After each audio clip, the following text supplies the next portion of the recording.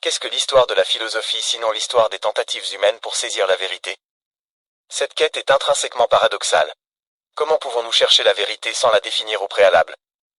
Comme Nietzsche l'a célèbrement dit, il n'y a pas de fait, seulement des interprétations. Cela soulève une question fondamentale. La vérité est-elle objective ou subjective? La notion selon laquelle chaque personne possède sa propre vérité est une idée reçue. S'il est vrai que les individus perçoivent la réalité à travers des lentilles uniques, façonnées par leurs expériences, leur culture et leurs biais, cela n'implique pas que la vérité elle-même soit relative. Comme l'a affirmé Aristote, dire de ce qui est qu'il est, et de ce qui n'est pas qu'il n'est pas, est vrai. En d'autres termes, la vérité est une correspondance entre nos croyances et la réalité. La définition classique de la vérité comme correspondance entre la pensée et la réalité, telle que défendue par des philosophes comme Descartes et Thomas d'Aquin, a dominé la philosophie occidentale. Cependant, cette définition a été remise en question par diverses écoles philosophiques.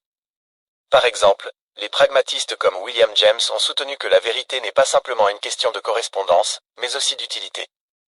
Une croyance est vraie si elle est utile et fonctionne en pratique. De plus, le concept de vérité a été exploré à travers différentes perspectives. Pour les épistémologues, la vérité concerne principalement la connaissance et la justification. Pour les métaphysiciens, elle plonge dans la nature de la réalité elle-même. Et pour les philosophes du langage, elle se concentre sur la relation entre le langage et la réalité. La question de savoir si la vérité existe, et si oui, comment y accéder, a occupé les philosophes pendant des millénaires. Des sceptiques comme Pyrrhon ont remis en question la certitude de toute connaissance. Les relativistes ont soutenu que la vérité est relative aux perspectives culturelles ou individuelles. Et les absolutistes ont maintenu qu'il existe une vérité objective indépendante de l'expérience humaine.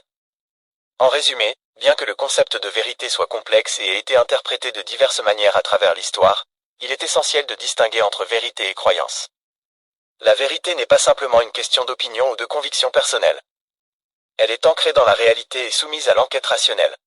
Bien que nous ne puissions jamais posséder une certitude absolue, la poursuite de la vérité reste une entreprise humaine fondamentale.